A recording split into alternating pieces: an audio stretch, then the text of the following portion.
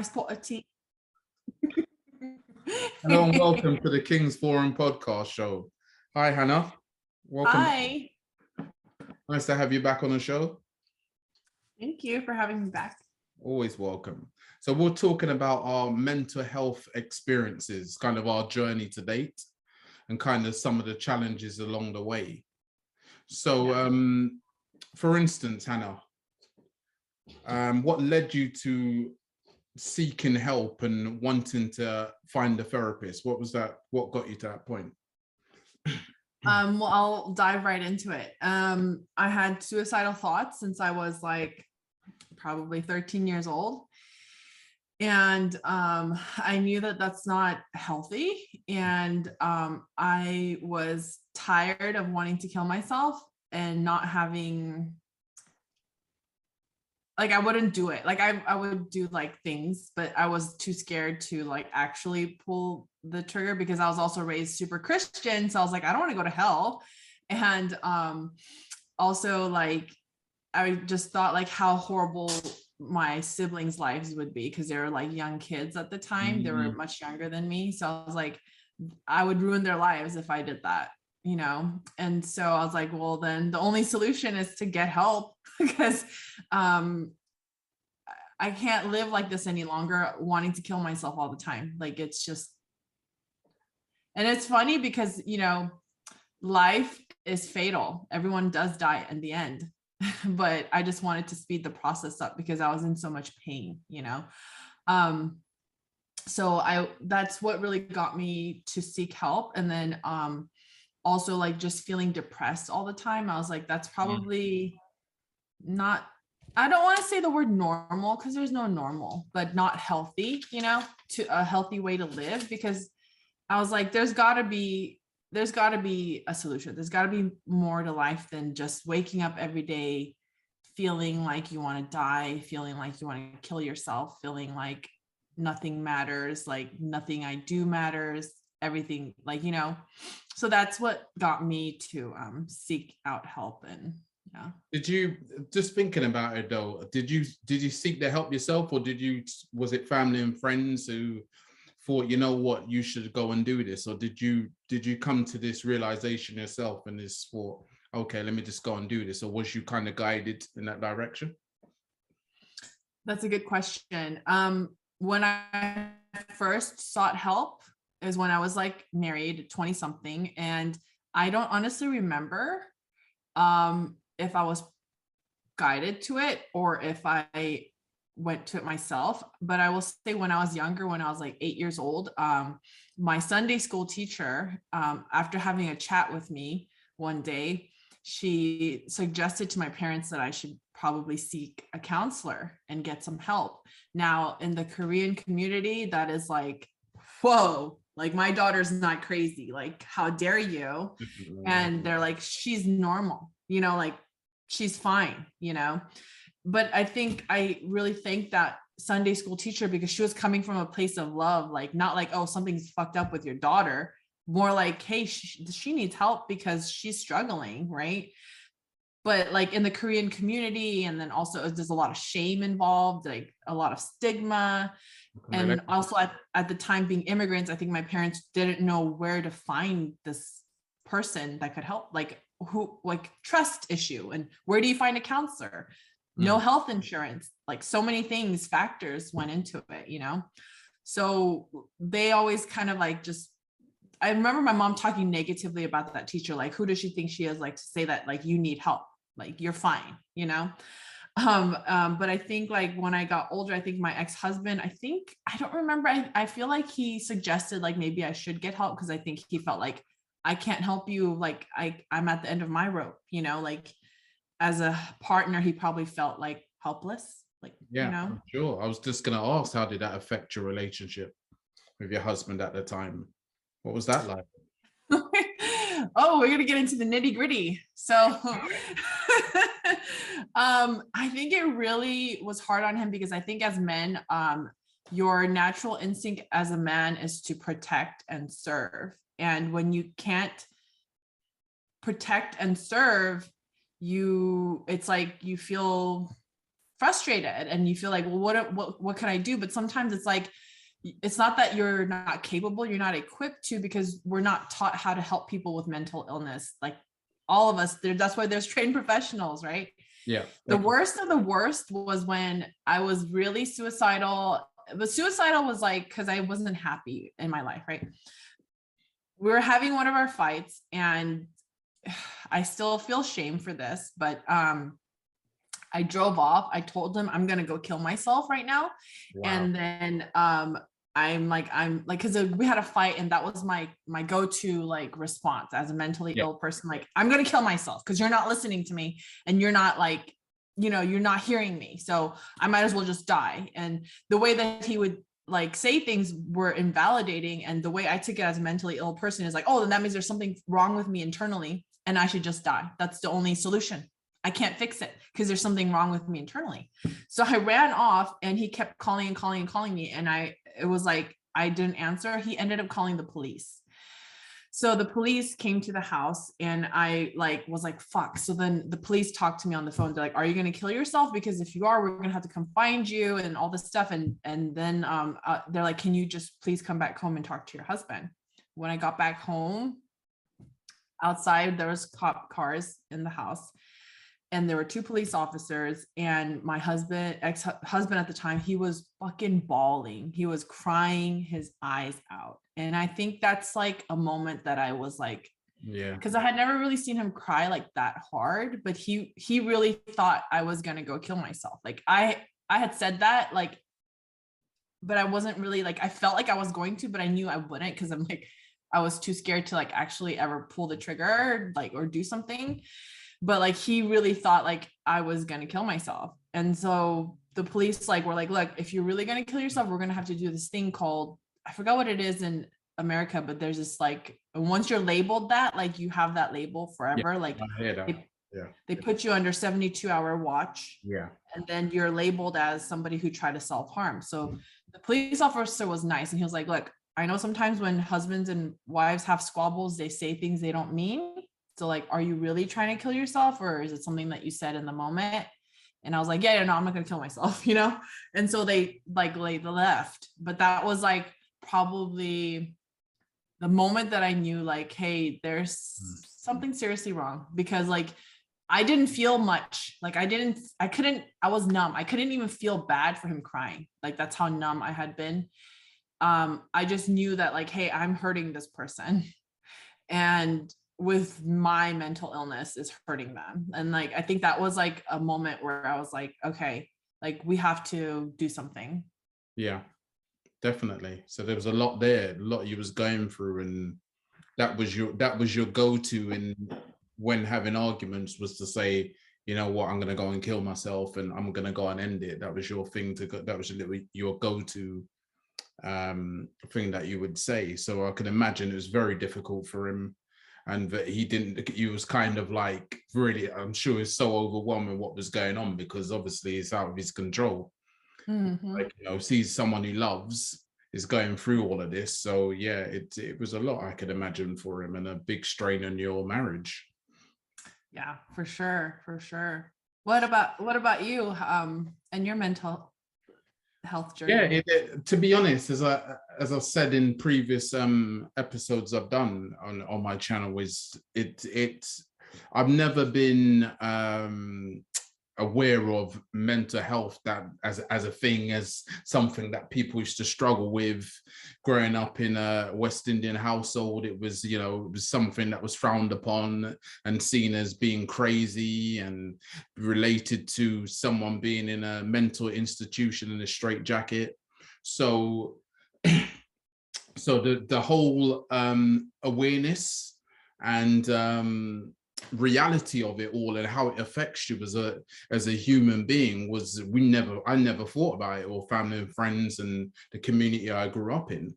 So I only became really aware and how it affects me and others when my dad passed 7 years ago. And that's when I really felt it, through the grief of the panic attacks, depression, anxiety. And it became, when I first had a panic attack, I thought I was having a heart attack.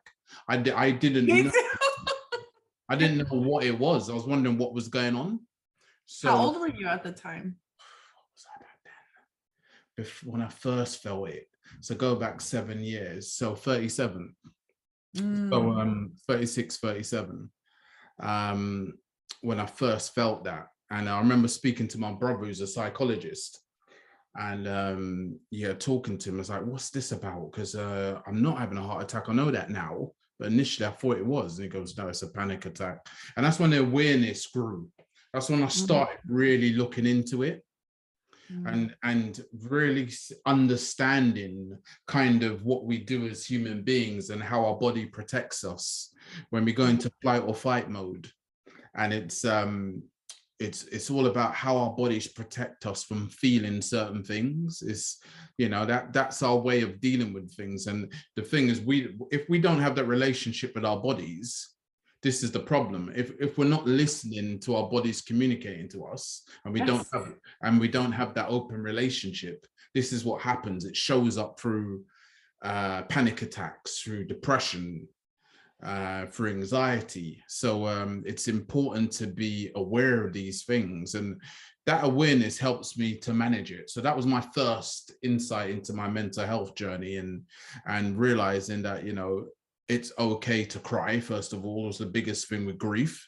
When you lose someone, it's okay to embrace that. And of course, as being a man, initially you're like, why am I crying? You're meant to just deal with this and be strong and get through the hard times. So it's just really being in tune with your emotions, and growing that, developing that emotional intelligence, and being very aware of how you're feeling. And it's okay to process, it's okay to cry, it's okay to have those moments when you don't feel good.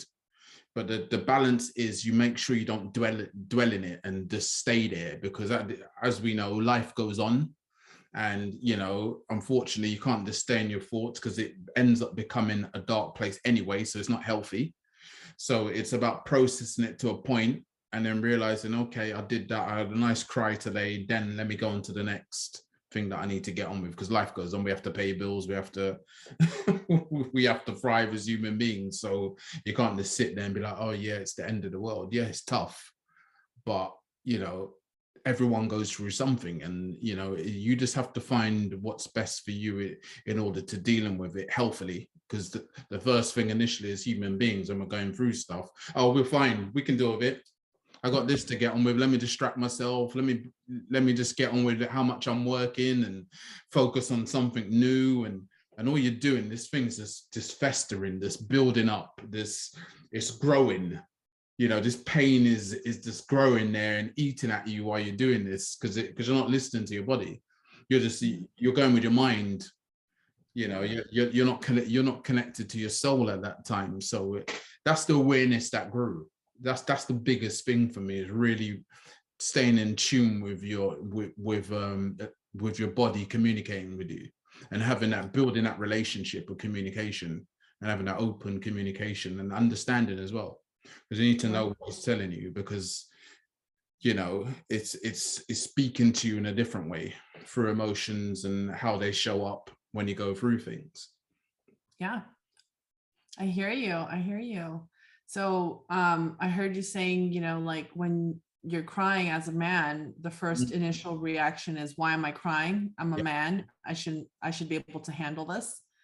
And I heard that your brother's a psychologist, which is really interesting, because in your community that you grew up in, you said it was really frowned upon, Yeah. or like, so that's very interesting that your brother ended up being a psychologist. The other question I had for you is, so one thing that I noticed about like society in general is that like men are allowed to cry for only a few occasions. One of them is funerals, right? That's when you're allowed to cry.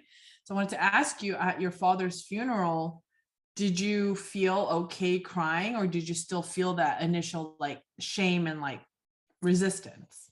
Listen to this. This is the funny thing. You just said there, it's looked on as okay. Not in my community. Oh. That's still looked as you're being weak. Oh, at the funerals even. Even at the funerals, you're told to be strong. Why are you crying? Wow. That's really tough. Oh my God. You know, be Like strong. death is not even a reason for you to cry. Like, No, you shouldn't, because you're a man. Why are you crying for? did you, can I ask you, did you cry? At the funeral, no. Hmm. No, at the funeral. I was suppressing my feelings, hence why I was suffering with these panic attacks and anxiety, and my mental health was not in a good place. I was not in a good space at all because I was suppressing it. I was Right. holding it in because you got to remember a lot of the time when men do this, men don't like that feeling, and maybe that's a part of, you know, us growing up and in our environments.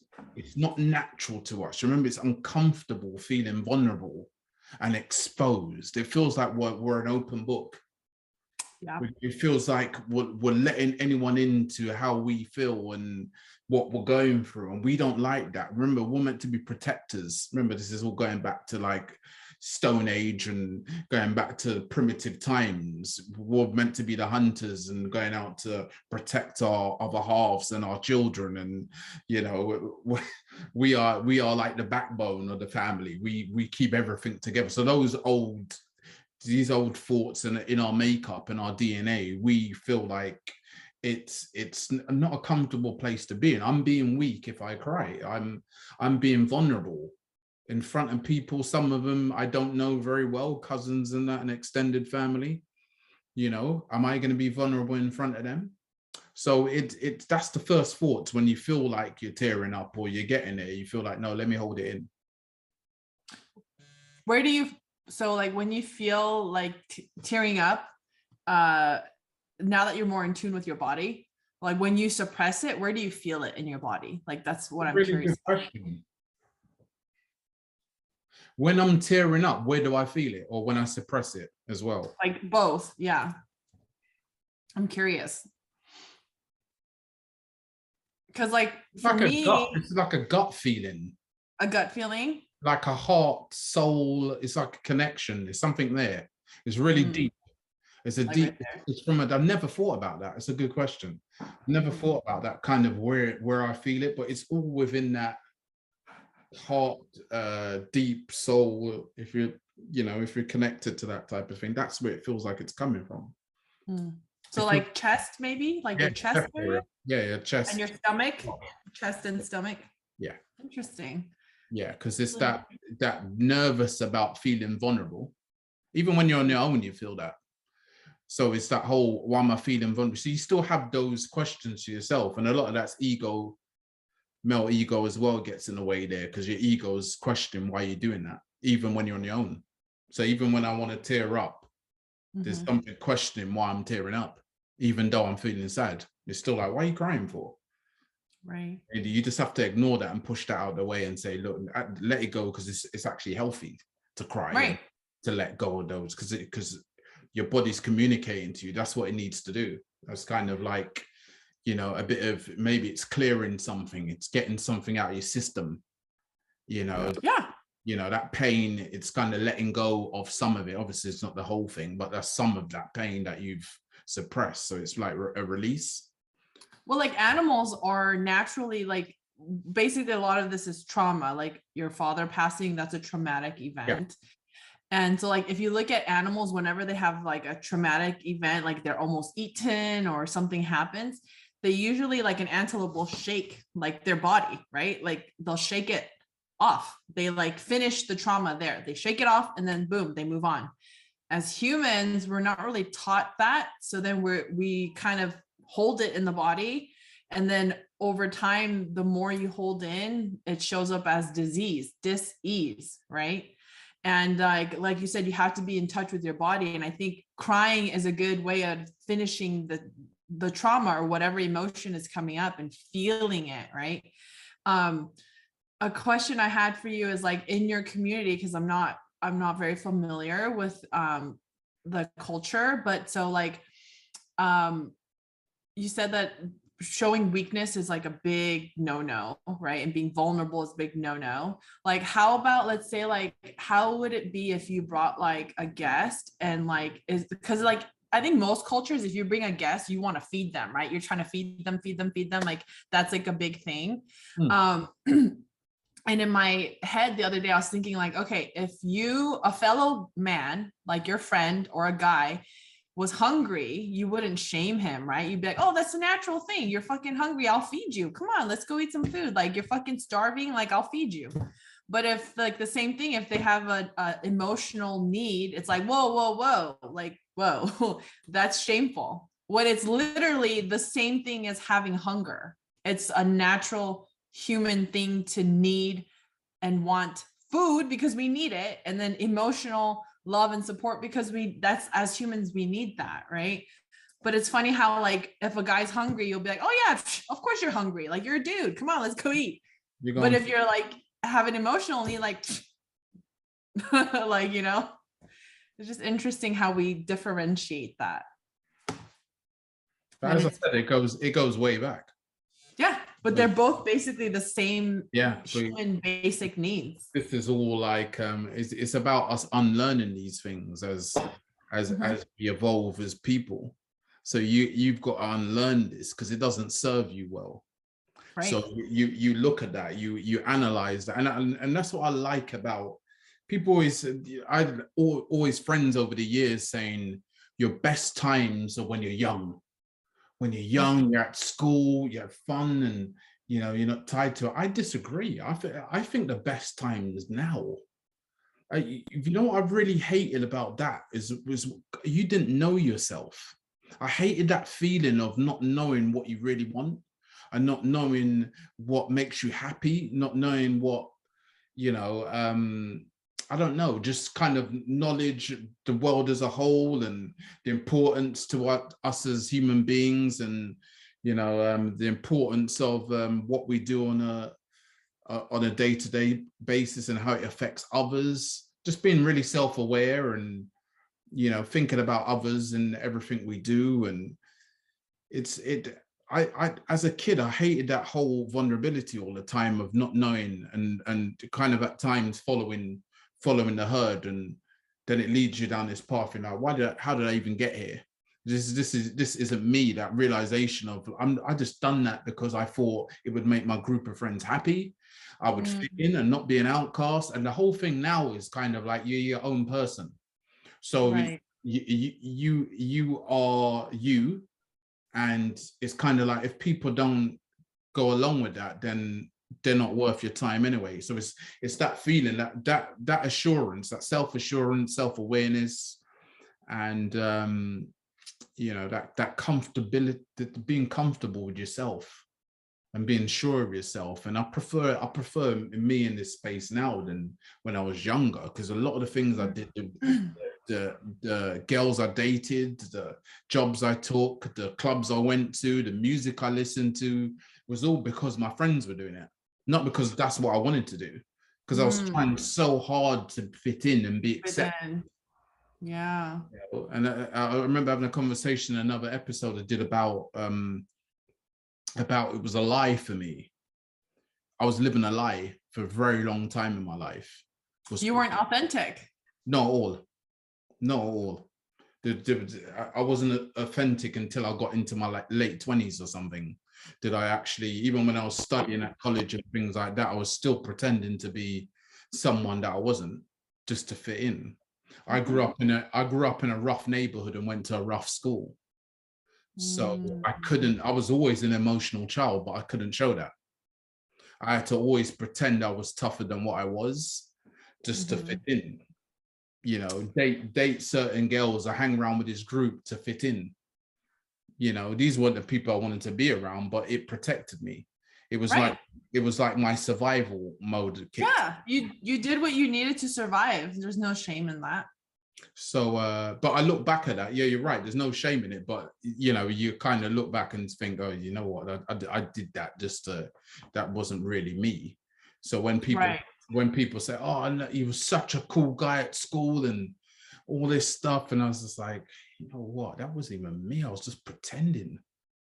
And that was me trying to just survive and get through it, and not being beaten up and gangs coming after school and beating up some of my friends with baseball bats and all sorts that happened in my school.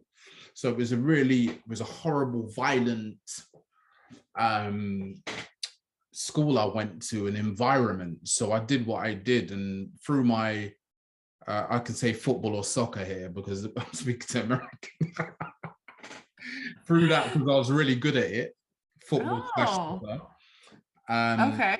That's where because I was bullied initially at school. I was bullied. Mm. I was bullied I was, initially. I was gonna ask you because as a sensitive soul, Yeah, especially as a sensitive yeah, boy, yeah. which society already looks down on boys. Boys don't cry, the cure, right? So I was How I was how was bullied that? initially in my first year of school. I was bullied. I was bullied. I And then you remember, flipped it. yeah, Then you flipped the script. because of the football and how good I was. That gave me Ah, the respect from the older years, the older age group. So they would be, oh no, leave him alone. He's like the best footballer in his year and probably one of the best in the school, even at his young age. So yeah. that got me the reputation, that got me the attention from the females and all of that. Because that got me this whole like I started becoming really popular now. So I Did started you off, enjoy it though? yeah, because it took me away. Yeah, It took me, and obviously people, you want to be liked. It's nice to be liked and right. nice Yeah. to be looked up to from even when I got older within the school years. Then the younger years would be like, oh yeah, Mike's the man, Mike's the man. So it got me through a horrible time initially. That first year was awful. Being bullied was Mm, awful because I felt like nothing. You feel like you're this, like you're not worth anything. So my mental health then, obviously I wasn't aware of all this stuff, but I'm sure I wasn't in a great place. I felt really low. I didn't want to go into school. I used to right. pretend to be sick, so I wouldn't go into school. Then my mom asked me one time, she goes, "What's up? What's going on?" And then I told her, and I was crying, and she was like, "Come on, you know what? You shouldn't be crying. You shouldn't, we'll deal with it." So she went to the school and it got sorted. It stopped. From that point, she went to school, and then a very strong-willed woman, my mom. So she made sure, look, I don't want anyone saying to, and I let her know who the individuals were, and That's amazing of your mom. Yeah. yeah. So she stopped that, and then then it flipped. Then all of a sudden, I was the popular kid at school, and I was the one, being talked about, and you know. It's an interesting experience that a lot of bullied people never get to see both sides of the coin. I was lucky I had a gift. Yeah. I was Yeah. lucky. I was lucky. I had a really good gift that saved me, and it got me through a really tough time and got me out of a lot of sticky situations where I could have been beaten up by Mm. other. But they're just like, yeah, I leave him. He's all right. He's all right. Mm. Because of That's reputation. amazing. Because you're a good footballer. They're like, oh, just don't beat him up. He's fine. Like, Yeah, it's the number one sport in our country, isn't it? So right, right. Yeah. Yeah, I noticed that the fans are diehard. just like what basketball's number one now, is it? It flips between the two, doesn't it? Sometimes it's American football, sometimes it's basketball. What is it now? I Is it think basketball? it's still football here. Oh, still. Um, Wow. Not soccer, but football. But football and basketball. Basketball is really big, but football, I think it takes the cake still. It's like a big thing. I personally like going to soccer games here because the energy is like, Yeah, I see the that. soccer fans are like, they're in it. Post those stories. Yeah, like LA Galaxy, they have a whole bleacher section where it's just like the entire whatever hours it is, 90 minutes or usually like 2 hours, they do not stop. They will just be like LA Galaxy with the band, with the drums. They're going the entire time. And it's so much good energy. Like, and I have a friend on Instagram named Jay, who's an Everton fan. And he's like, I make sure that when I like chat with him. I never use the color red for hearts. We only do blue hearts, you know, like he's really a diehard fan. So it's like really interesting to see, like, it's such a big part of the culture over there, right? Football. Huge, huge. It's really cool. So that's good that you had that. That's interesting that you had that thing that was able to kind of rescue you from getting bullied. But that 1 year must have been really, really, really difficult, I imagine. Yeah, I didn't want to go to school. I didn't want to be around it. You know, hiding from, you know, people that would bully me. I was very like introverted then. I didn't really show people what I was about and me as a person. And I was a sensitive child, so it was even bigger impact. That I was Right. anyway. So trying not to cry at school, obviously, because it would make things worse. So I'd get home and be crying and go up to my room and cry, and you know, a lot of that. So yeah, I remember feeling so alone. And that's what I kind of, when I think about mental health and the times I've had some low times, is that feeling of being alone. Is that you get that whole sense of, oh, you know, helplessness and vulnerability, and just feeling like, you know, this isn't going to end. I'm just in this situation. You feel stuck and lost and alone. And I remember those feelings when I started having real problems with my mental health. And I think about that when I was getting bullied, it was similar. So obviously my mental health wasn't in a great place, but yeah, it's very similar, that feeling of being alone and helpless. Wow. When you said those words, alone, stuck, and helpless, I was like, that's literally what I would say all the time, is that I felt helpless. There's no solution. I feel stuck. My mind would go around and around. There's no way to get out of this situation. And I felt so alone. And that's like still when I think about like what I'm doing on Instagram, and eventually what I want to do is coach men one-on-one. Those are the people that I resonate with, people who feel stuck, alone, and helpless, because I just, that feeling is so, it's not a good feeling. It's not a good feeling. And you just feel, I think that's why my go-to was, okay, there's no solution, I will just kill myself. That was my way of coping, because I was like, I'm a very mind person too. So I'm like analyzing, well, how do I get out of this? Like, there is no solution, there's no answer. Like, then the solution is to die, right? But obviously things have gotten better, and you know, I was able to come out of it. But when you said those words, it just like hit me, because like my heart, because I feel you, the alone, stuck, and helpless. Like that's a lethal combination right there. Yeah, I think the reality of it, we've always got to remember this, that our minds build up.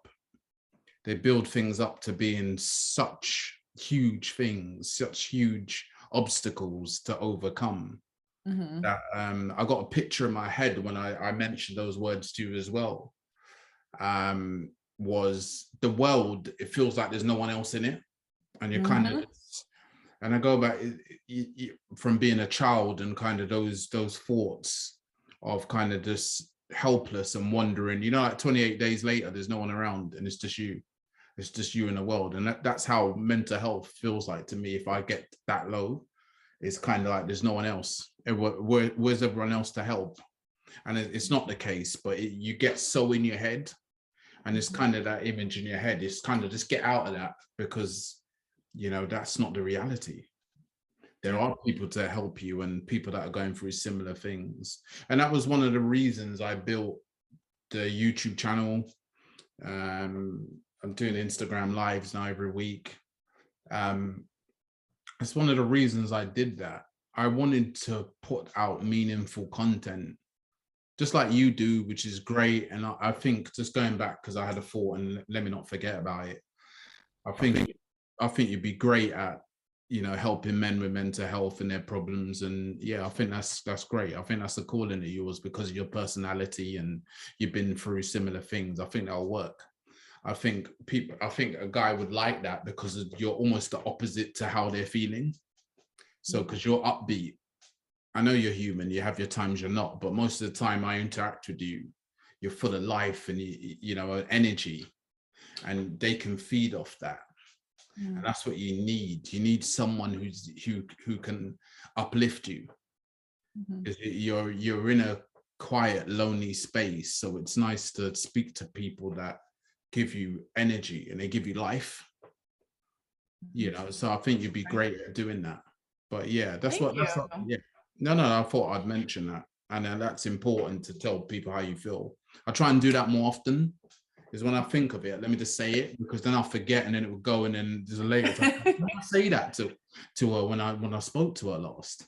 I'll try and just do it immediately as I think it, to say it. One of the things I think, like when you're saying, what I totally hear exactly what you're saying, when you're like, you're in that mental state, you really feel like even though there's billions of people in the world, you're all alone.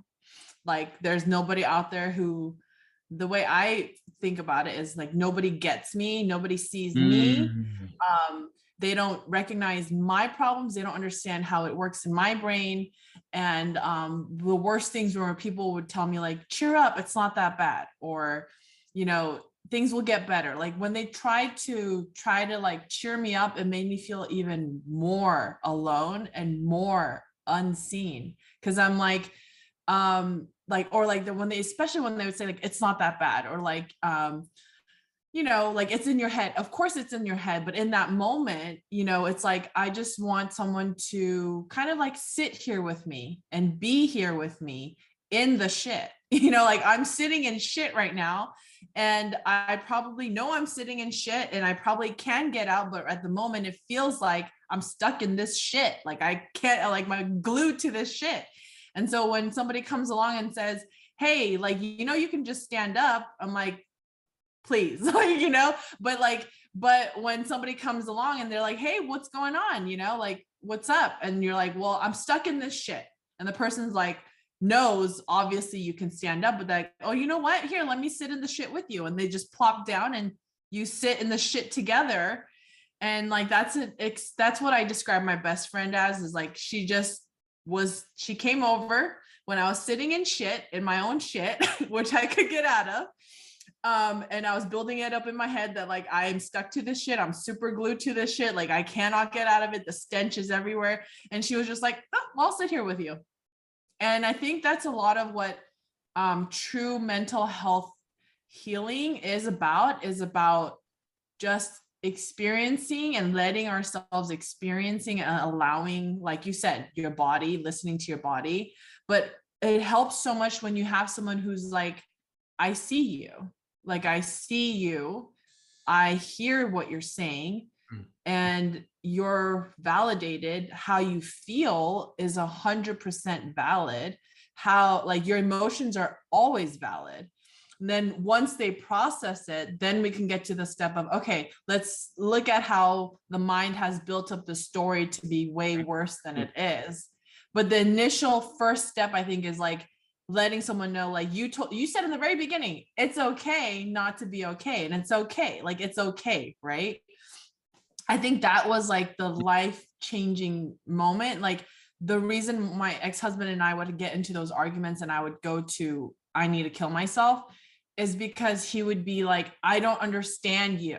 I don't understand why you're thinking that way. I don't get why your mind goes there. So that just makes me feel more like wanting to go into my little, like you said, when you're a sensitive person, like hiding yourself, like literally hiding who I am. Like, oh, the more I express to you how I'm feeling and show you, you're just like telling me it's not acceptable. It's not that I'm weird, that you don't understand me, you don't get me. So then I'm like, well, then that means that something's wrong with me. Like I should just, that means like there's something flawed in me internally, right?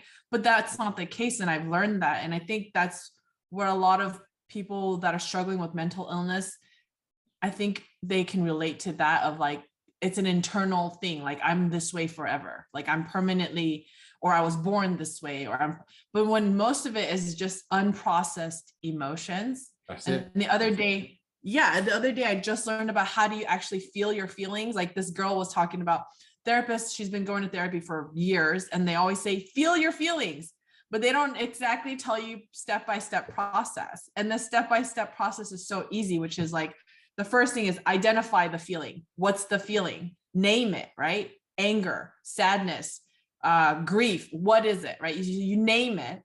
Then the next thing is like what you said, feel, where is it in your body that you're feeling this? So then you bring because like immediately when you feel an emotion, your mind goes into like fight or flight, or we got to analyze this. Your mind is like, okay, we have to find a logical react, like we have to analyze, we had to find a story. And then sometimes it'll like be like, oh, well, you feel unlovable. Well, these are all the reasons why you feel unlovable. Remember all these instances that happened that made you feel, and then just builds up from there, right? So to curb the mind, you identify the feeling, then you go and you focus your attention on where is it in my body that I'm feeling this. And as you focus your attention on the sensations in your body, like you said, in your chest and your gut, right? Sometimes it could be in your throat. Sometimes it could be in your sacral area. It could be in your back. It could be anywhere, right? When you focus your attention on the sensation, eventually the sensation will like subside and leave. And that's how you properly feel your feelings, you know? But we think that we're feeling our feelings when we're thinking about our feelings versus actually feeling them, if that makes sense. No, I hear you. Isn't that so interesting? I hear you totally. So where are you at right now mentally? I would say I'm really good. I think it's always a fluctuating thing. It's not a permanent state, right? It's always, I would say I'm like on a higher vibration, higher energy level. Just last week though, I spent the whole entire week grieving because some old traumas surfaced, and I had to look at them finally, because I had been suppressing them and running from them for like probably 20 something years. And so the amount of grief that came up, my mind kept trying to logically and like build it up and all this stuff. And I just told myself, okay, I'm going to allow myself to cry. I'm not going to shame myself. And I spent like literally almost an entire week feeling so weak and feeling like so much grief in my chest, like just loss. And I let the sensations come up. And eventually it subsided, right? There was so much in there that it wasn't like a one-off cry session. There was like times where like I would go to work and just like sitting there, all of a sudden my eyes would well up and tear up. And I was like, okay, obviously I need to go home and I need a break from this because something's coming up that's really huge. So after I did that, as you can see, my energy now, I feel so much lighter, so much happier, because I allowed myself to experience that and process it and like let it leave my body. Because like once you process it, then it's gone, right? It's gone, like you said. Then we move on to the next thing, and then the next time something happens, we process it and then keep moving on and keep moving forward. But it's like if I hadn't let myself feel that last week and like grieve it, I would still be holding it in. It would probably manifest as panic attacks. What I used to do in the past would throw myself into work and like we're not like distract myself. I'm not going to feel it, or go out and date. This is why I'm doing the whole celibacy thing, right? So we're done. Yeah, I would say I'm good now, but I also want to ask you, how are you now? Yeah, so a couple of weeks ago, I had a real dip, and that was really not putting myself first. And I'm a people pleaser. I like to please others and support others, and then to the detriment of my own well-being. So I didn't put myself first and suffered for it, just health-wise and everything like that. So I got burnt out. I felt burnt out mentally, physically, definitely. So that was tough. I felt, out of control mentally, and I just had to get myself together. So speaking to my therapist, she was just saying to me, you know what, just stop for a minute.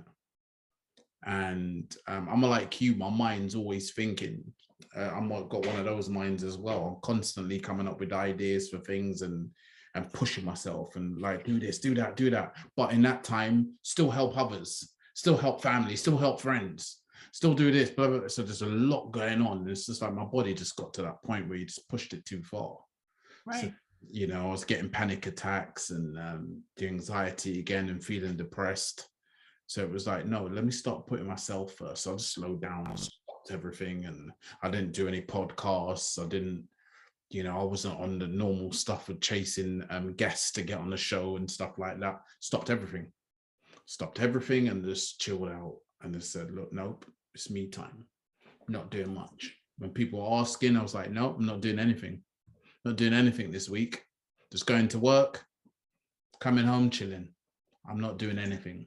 There's that. You allowed yourself to just be, right? You allowed yourself to be. And I'm still not there yet. I'm still not 100%, but I'm a lot better than I was 2 weeks ago because I'm getting the rest I need and just relaxing and switching off from everything. Because sometimes you just got to bring it down and just calm down and a little, a slight detox from everything and just say, look, you know what? None of that. I'm just going to flush this out of my system for a couple of weeks and still need to do more of it. I still need to do it over the next couple of weeks. But then I'm starting to introduce things slowly. You just put slowly. It's like baby steps. You start, I'm going to start doing a bit more of that. I'm not going to go in full throttle, but I'm going to do a little. I'm just going to give a little of this, like spoonfuls. A spoonful of that, a spoonful of this, rather than a whole jug or cup or whatever you want to call it. So you get yourself back to feeling that. So that was the first time in a long while I felt really low because I've been feeling pretty decent. I've got to say I've been feeling good within myself, and that's why I definitely contacted a therapist and got back to speaking to someone like that where it's no judgment, and there's a specialist who can like pinpoint. And it was a lot of back to childhood and other things because it shows up in other ways sometimes, doesn't it? So were you saying like you weren't doing therapy and then you reaced out to therapy again? I went back to it because I thought I need that. My wife was saying, you know what, you need to get back and do it. I was like, you know what, the way I'm feeling, yes, because things are showing up again and I thought I was all right, but actually this triggered it. So it just sets you off, doesn't it? So it's pushing yourself to that degree, then other stuff starts showing up that you thought, I dealt with that, and maybe I haven't fully. And stuff came up about my childhood again. I was like, really? I thought I dealt with that because I was seeing a therapist before. So I was like, yeah, but you just don't know. So you just take your time. You start, focus on yourself.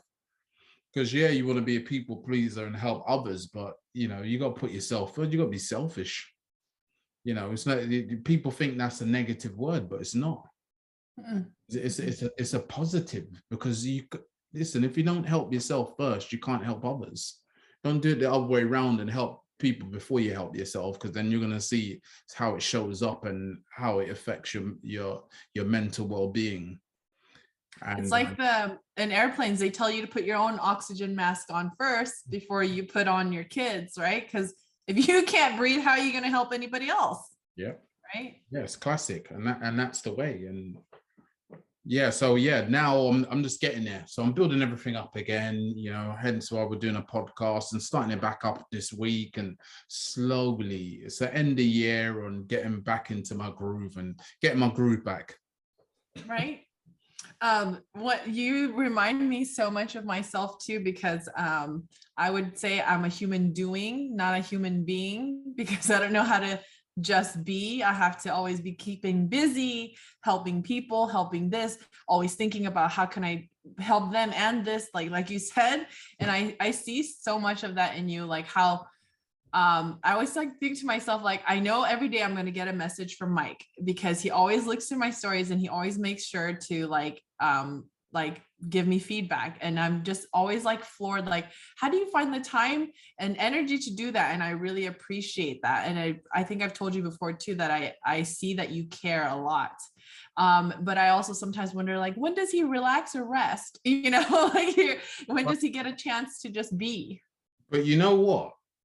Because of the work I do, because I've not gone back full time.